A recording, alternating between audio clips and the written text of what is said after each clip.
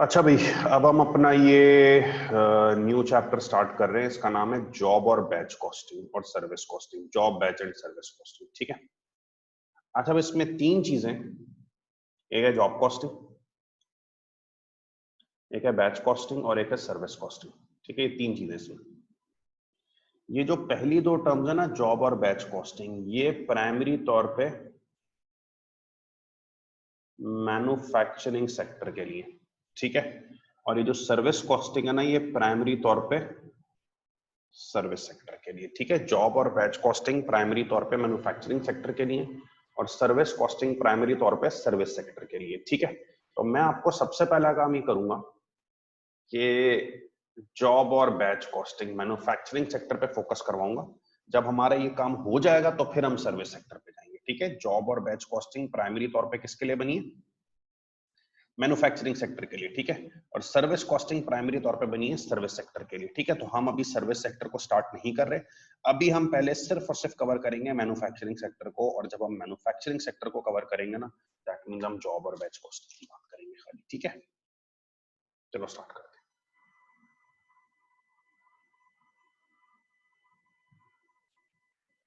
देखो, सबसे पहले हम बात करने जा रहे हैं जॉब और बैच कॉस्टिंग की, जो मैंने आपसे कहा प्राइमरी तौर पे रिलेट किस सेक्टर से कर रहे हैं? मैन्युफैक्चरिंग सेक्टर से। बाकी आप सर्विस सेक्टर को भी छोड़ दो, ठीक है।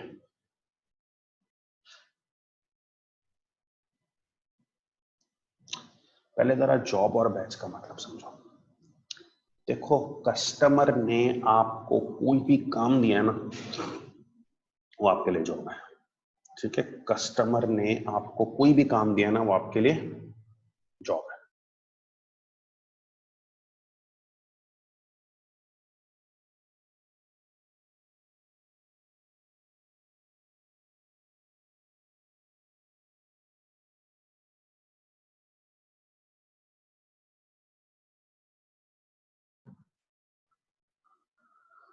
अच्छा भाई, जॉब और बैच में फर्क समझो पहले। कस्टमर ने आपको कोई भी काम दिया है ना, तो वो आपके लिए एक जॉब है। कस्टमर ने आपको कोई भी काम दिया है ना, वो आपके लिए एक जॉब है, ठीक है। जैसे मिसाल के तौर पे मैं जो है वो फर्नीचर बनाता हूँ, कस्टमर ने मुझे आके कहा मुझे ये चेयर बना के दो, तो मेरे लिए क्या है? जॉब है, ठीक है। Job is the cost unit which consist of a single order. अच्छा, अगर वो काम सिर्फ पॉसिबल हो ग्रुप्स में करना, तो जो भी काम ग्रुप्स में हो रहा होता है ना, दैट इज अ बैच। जो भी काम ग्रुप्स में हो रहा होता है ना, दैट इज अ बैच, ठीक है। कस्टमर की तरफ से कोई भी आपको सिंगल ऑर्डर या कॉन्ट्रैक्ट मिला है ना, तो वो आपके लिए एक जॉब है। कस्टमर की तरफ से आपको कोई भी सिंगल ऑर्डर या कॉन्ट्रैक्ट मिला है, तो वो आपके लिए एक जॉब है, ठीक है।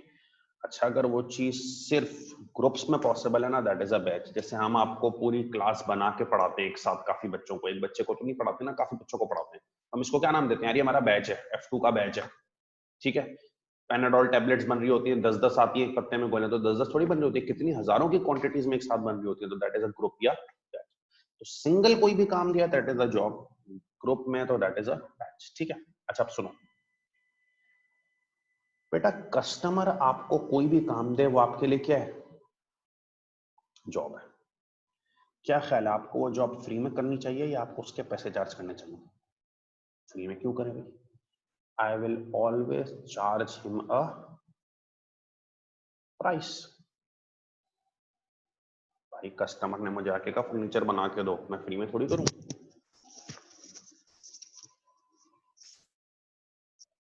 कस्टमर ने मुझसे कहा कि यार मुझे ये बना के दो फर्नीचर, मैं फ्री में थोड़ी करूंगा, मैं उससे कुछ पैसे चार्ज करूंगा, प्राइस। यही आपका एग्जामिनेशन एजेंडा है। What should be the price of job? यही आपका एग्जामिनेशन एजेंडा है कि एक जॉब की प्राइस क्या होनी चाहिए। कस्टमर ने मुझे आके कहा मुझे कप बना के दो, तो मेरे लिए जॉब है भाई, फ्री में थोड़ी करूंगा, उसके पैसे चार्ज करूंगा। यही मेरा एग्जामिनेशन है, what should the price of the job. यही आपका सवाल आएगा, प्राइस बताओ जॉब की। बेटा आप सोचो, जॉब की प्राइस कैसे निकलती है? बेटा, जॉब की प्राइस निकालने के लिए कहा जाता है एड ऑल कॉस्ट्स। जॉब की प्राइस निकालने के लिए कहा जाता है ऐड करो तमाम कॉस्ट को ऐड अप कर दो।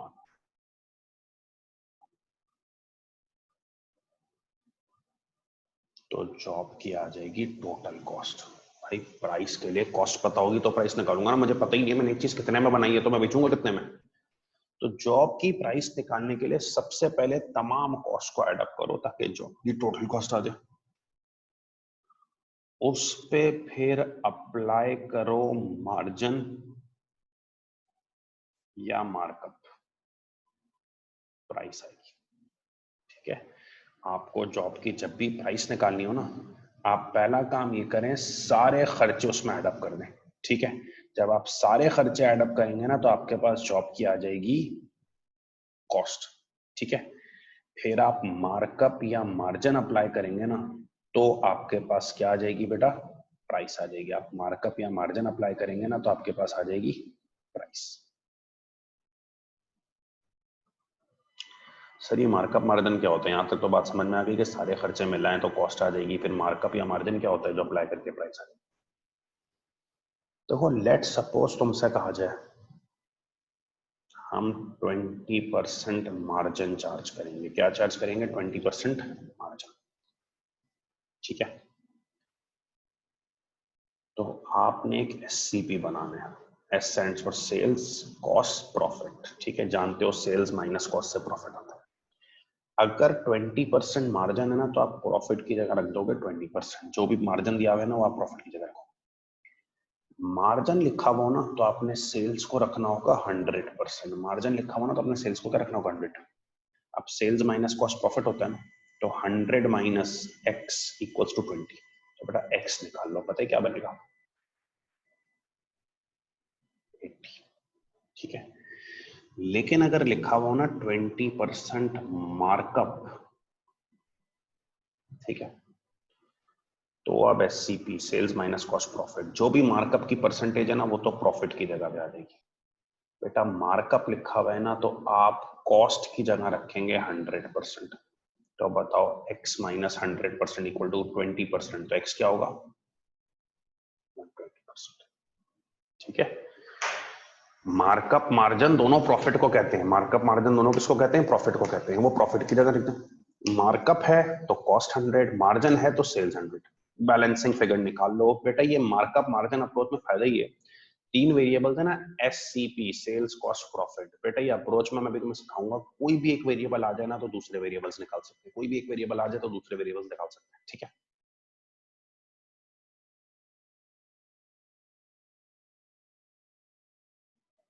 एग्जाम्पल से बात करते हैं ताकि बात ज्यादा बेहतर तरीके से समझ में आए।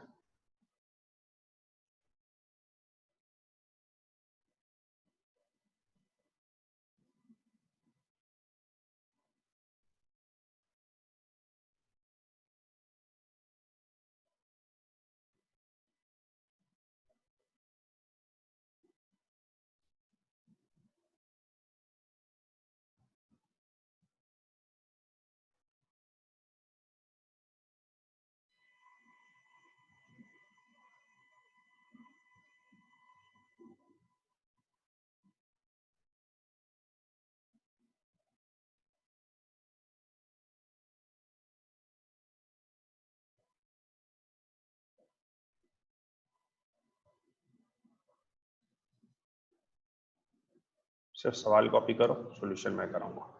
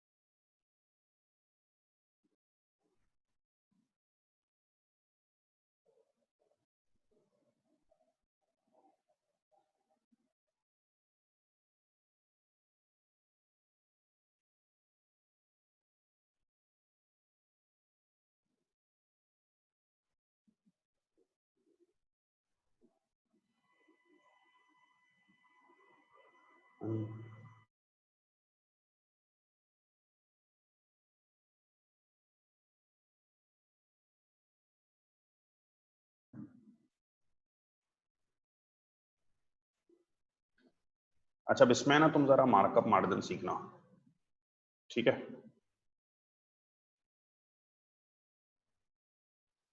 Following data relates to job 1 2 3। आपको डेटा दिया हुआ है जॉब 1 2 3 का। बेटा जॉब 1 2 3 का डेटा चेक करो जरा, जॉब 1 2 3 का डेटा चेक करो।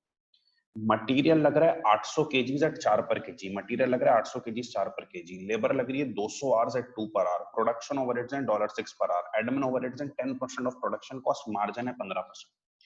प्राइस निकालनी है ऑफ जॉब 1 2 3, ठीक है। अब देखो तुम्हें अगर जॉब 1 2 3 की प्राइस निकालनी है ना, तो पहला काम ये करो, टोटल कॉस्ट निकाल लो ऑफ जॉब 1 2 3। ये उसूल बना लो कि प्राइस ऐसे ही नहीं आएगी, प्राइस के लिए पहले आप सारों खर्चों को ऐड अप करके टोटल कॉस्ट निकालो, ठीक है। अब जितने खर्चे हैं ना यार सवाल में दिए होंगे सबको मिला लो, टोटल कॉस्ट आ जाएगी। देखो पहला खर्चा क्या है, मटीरियल 800 केजी ₹4 पर केजी 32 हो जाएगा भाई। प्राइस के लिए उसूल बना लो, पहले कॉस्ट चाहिए, सारे खर्चे मिला के कॉस्ट आएगी। मटीरियल 800 केजी 4 पर KG 3200, labour 200 hours 2 per hour 400। तीसरा खर्चा है प्रोडक्शन ओवरहेड, जितने खर्चे हैं सब लिखो, ₹6 फी घंटा, घंटे कितने ऊपर देखो 200, 1200, ठीक है। याद रखना जैसी मटेरियल लिख दो, लेबर लिख दो, प्रोडक्शन ओवरहेड लिख लो ना, तो material labour production overheads add करके आ जाती है total production cost. Material labour production overheads add up करके आ जाती है टोटल प्रोडक्शन कॉस्ट। 3200 और 400 3600 और 1200 800, ठीक है। टोटल कॉस्ट निकालनी है जॉब 1 2 3 की, सारे खर्चे मिलाओ। पहला खर्चा नजर आ रहा है मटेरियल 800 केजी 4 पर केजी 3200। फिर अगला खर्चा है लेबर 200 आवर्स 2 पर आवर 400। तीसरा खर्चा है प्रोडक्शन ओवरहेड ₹6 फी घंटा, ऊपर 200 घंटे 1200। उसूल बना लो, material labour production overhead add up करते हैं, टोटल प्रोडक्शन कॉस्ट आ जाती है 4800, ठीक है। इसके अलावा कोई कॉस्ट है, अगली कॉस्ट देखो एडमिन ओवरहेड्स। एडमिन ओवरहेड्स बता रहे 10% ऑफ प्रोडक्शन कॉस्ट। बेटा 10% ऑफ प्रोडक्शन ओवरहेड्स नहीं बोला, जो आप 1200 का 10% ले लो, 10% ऑफ प्रोडक्शन कॉस्ट बोला है। तो देखो प्रोडक्शन कॉस्ट 4800 है ना, उसका 10% 480। बेटा इसके अलावा कोई कॉस्ट है नहीं, तो ऐड अप करके आ गई टोटल कॉस्ट। सबसे पहला खर्चा है material 3200, labour production overheads, material labour production overheads को जैसे ही ऐड अप करो टोटल प्रोडक्शन कॉस्ट आ जाती है। एडमिन 10% 480, टोटल कॉस्ट आ गई 5280, ठीक है। अच्छा एक बार टोटल कॉस्ट आ गई ना, प्राइस के लिए मार्जिन मार्कअप पे जाओ, एससीपी बना लो। मार्जिन 15% है, प्रॉफिट की जगह रखा, मार्जिन में आपको पता है सेल्स 100 होती है, तो कॉस्ट कितनी हो गई, बैलेंसिंग फिगर 85। बेटा आप कॉस्ट आई कितनी है 5280, तो हम एक चार्ट बनाएंगे।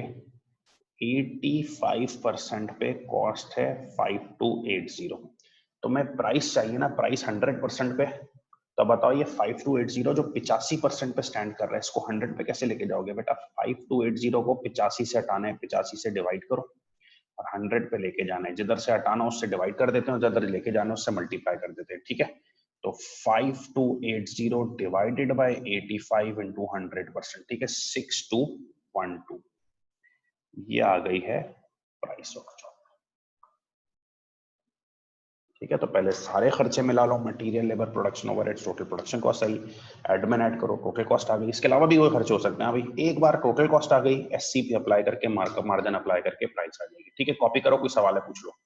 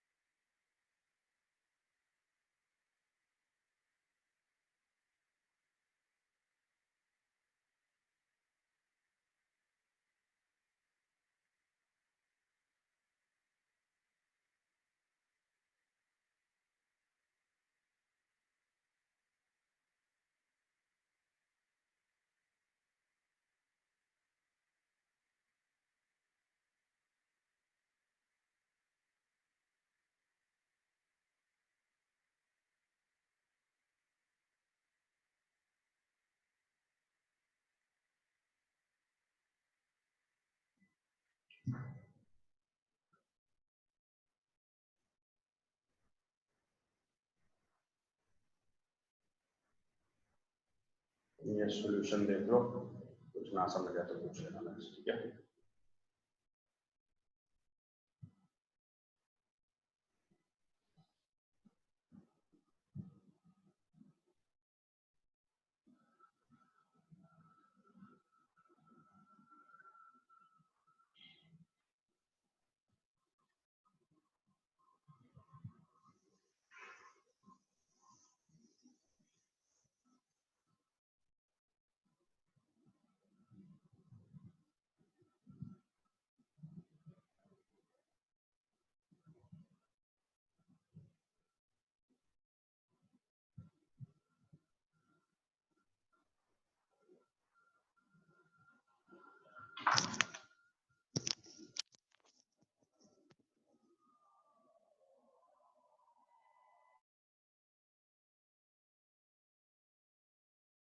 लोग कह रहे हैं मार्जिन का, वापस बता दें। देखिए पहले तो टोटल कॉस्ट निकालनी है। मार्कअप और मार्जिन ये है कि एक वेरिएबल आ गया ना तो दूसरे वेरिएबल्स की वैल्यू आ जाएगी। अब बताओ, मार्कअप मार्जिन का चार्ट तो बना लिया, कॉस्ट 85% नजर आ रही है और उस पर है कितनी, 5280।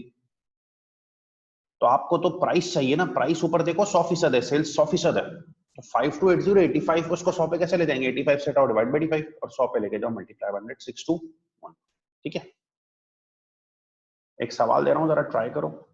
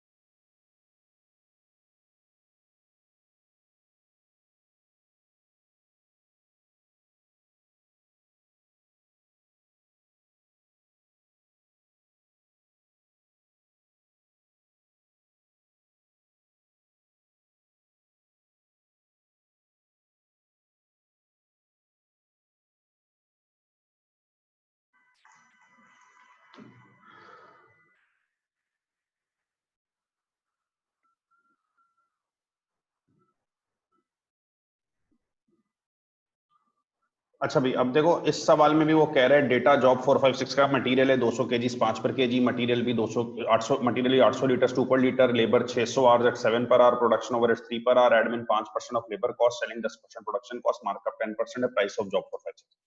प्राइस के लिए पहले सारे खर्चे मिला लो ताकि टोटल कॉस्ट आ जाए। पहला खर्चा है मटेरियल, ए लग रहा है 200 केजी 5 पर केजी 1000, और बी लग रहा है 800 लीटर 2 पर लीटर 1600। मटेरियल का खर्चा हुआ 2600, लेबर पे हैं 600 our 7 per hour 4200, production overheads 3 per hour 2 पर 600 घंटे 1800, material labour production overheads add up करो, टोटल प्रोडक्शन कॉस्ट आ जाएगी 8600। ठीक है।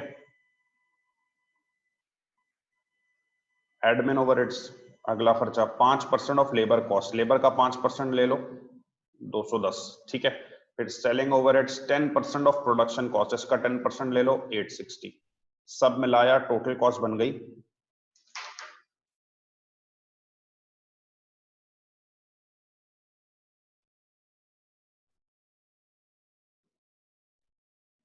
9670।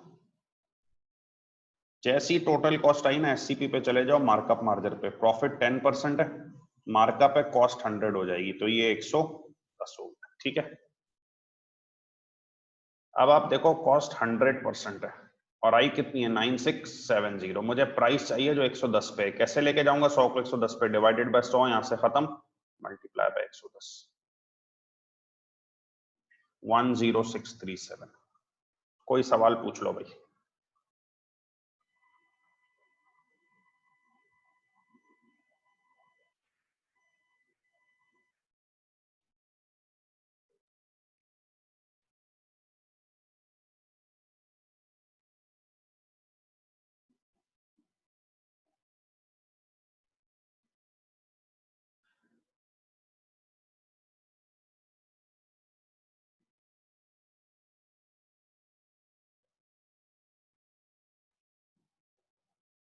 सर वो मेरी बात हुई है इस्लामाबाद वाली बच्ची से, वो दोनों पेपर लेगी और कल ट्रांसफर कर देगी दोनों की फीस।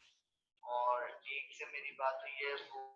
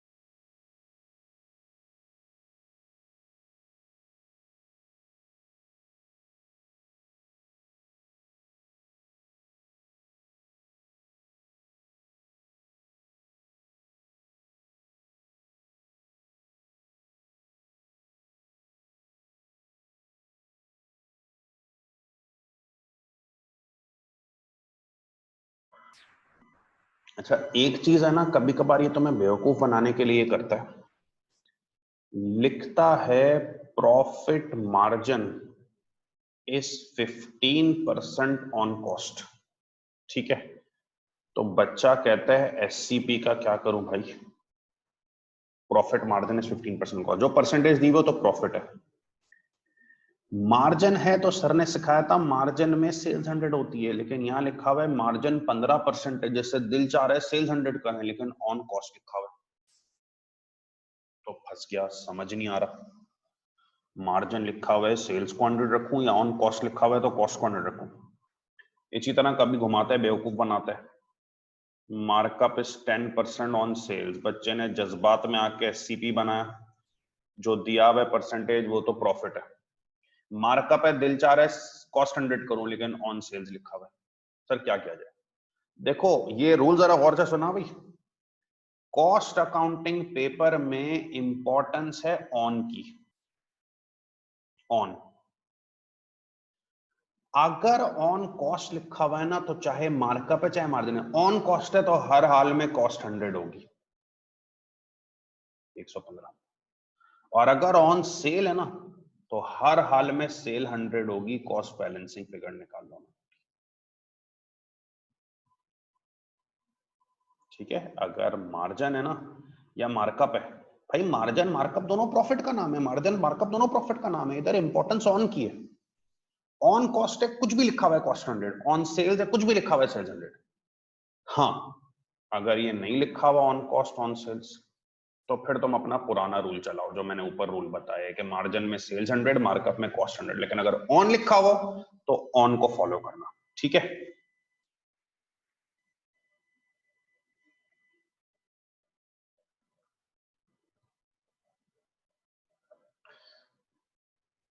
अगला सवाल करो।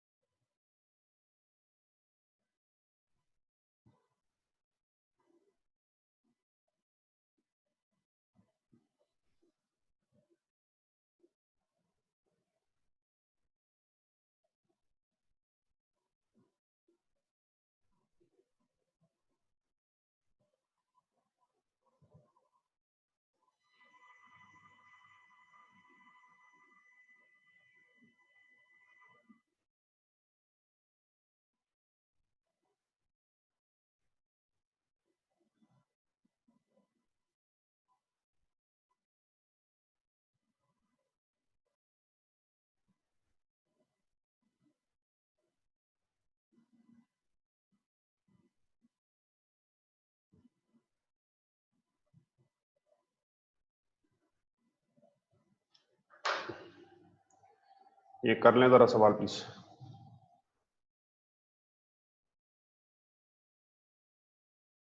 सर ये MA1 की इसको recording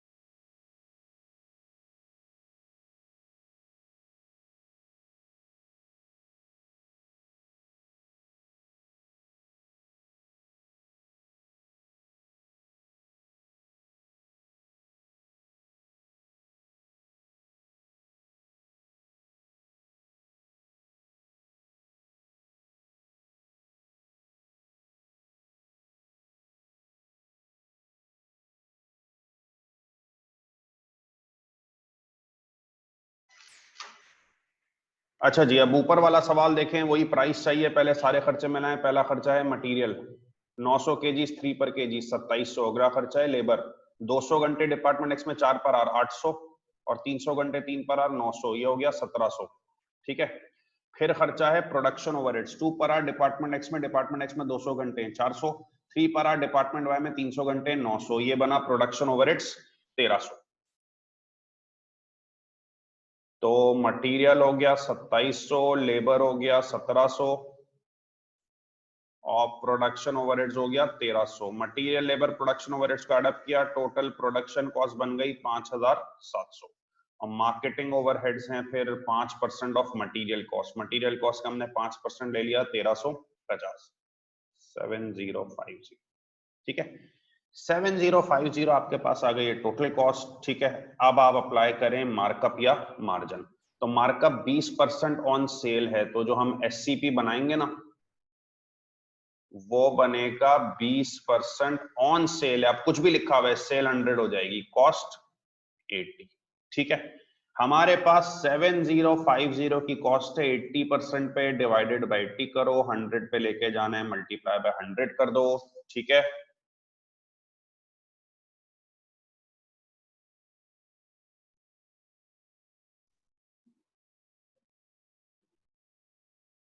at eight one two point five.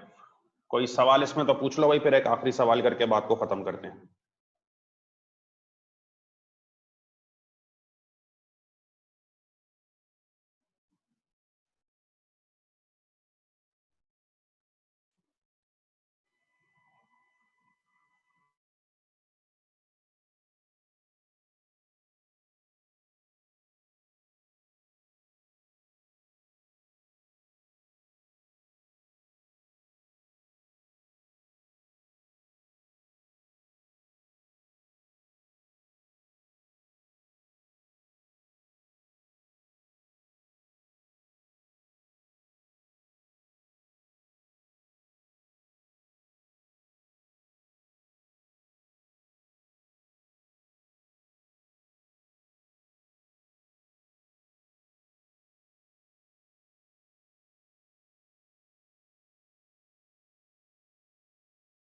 एक है ना, ये मिस्टेक हो गई है, 135 है। ठीक है ना, तो ये 5835 बनेगा I think.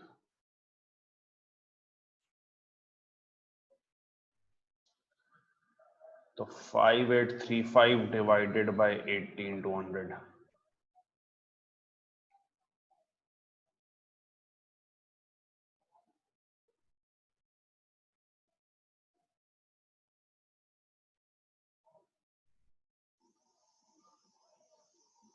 Seven two nine three.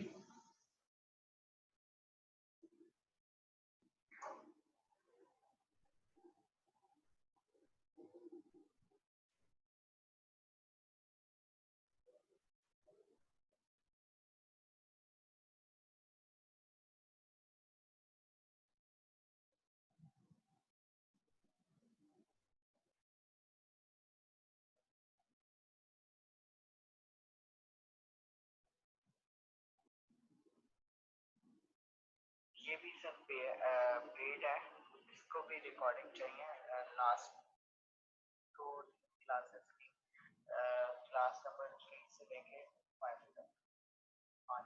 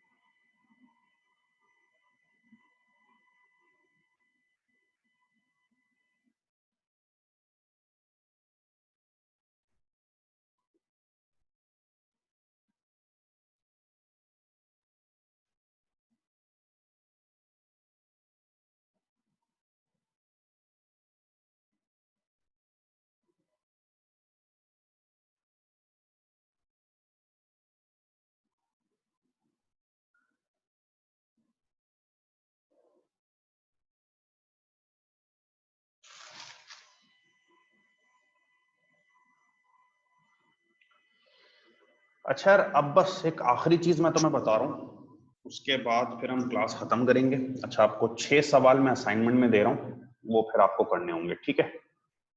बल्कि शायद 6 से ज्यादा, ठीक है ना?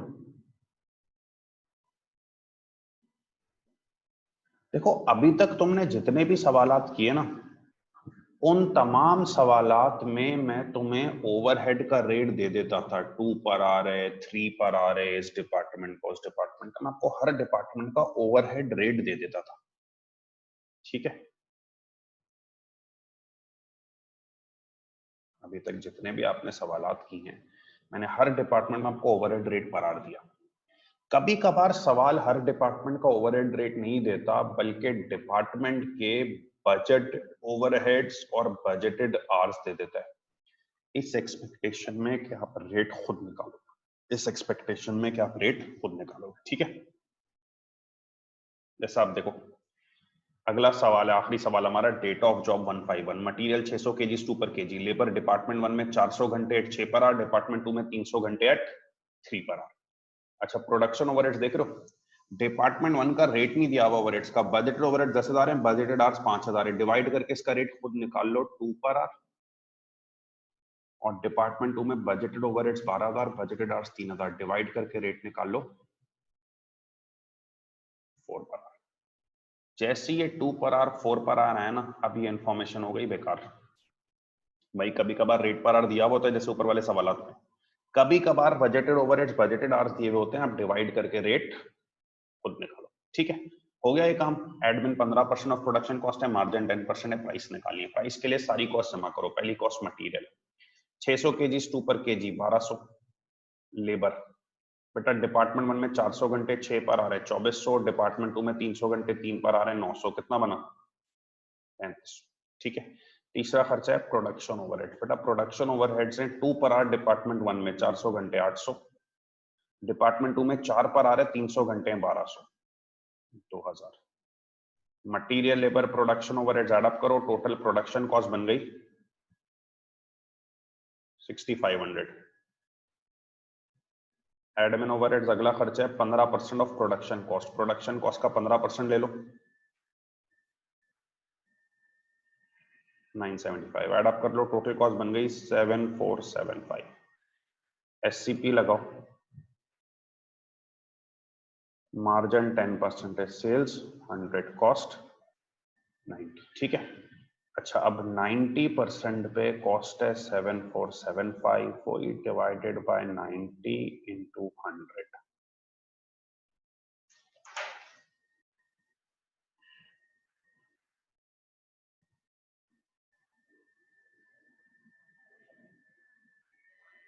$8305। हाँ भाई, कोई सवाल है तो पूछ लें प्लीज।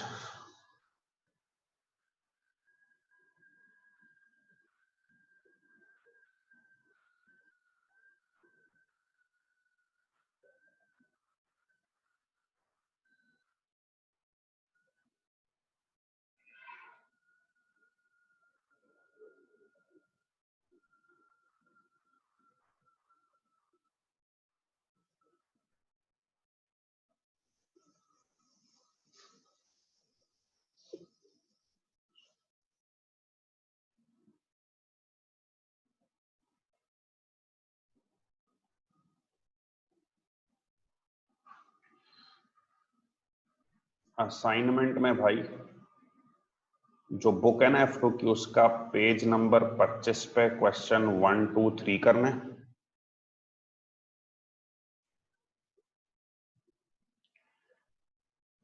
पेज 27 पे क्वेश्चन 2 करना है।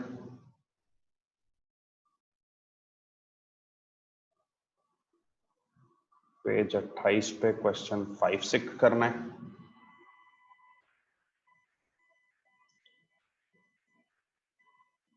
और पेज 29 पे 8 9 10 करना है, ठीक है? ये सारे सवालात आपने नेक्स्ट क्लास से पहले पहले कर लेने, ठीक है? बाकी इन तमाम पेजेस की मैं जो है आपको पिक्चर्स भेज रहा हूँ, जिनके पास बुक्स नहीं है उनके लिए, तो वो काइंडली उसको वहां से रेफर करें। Page 25, page 27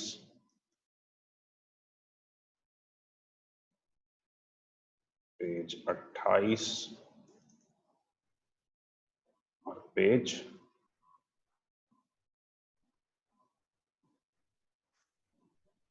29। ठीक है जी, तो मैंने अभी ये पिक्स भी आपको भेज दिए ग्रुप पे, ठीक है। और जिनके पास बुक्स हैं उनको तो मेरे ख्याल में कोई टेंशन नहीं है।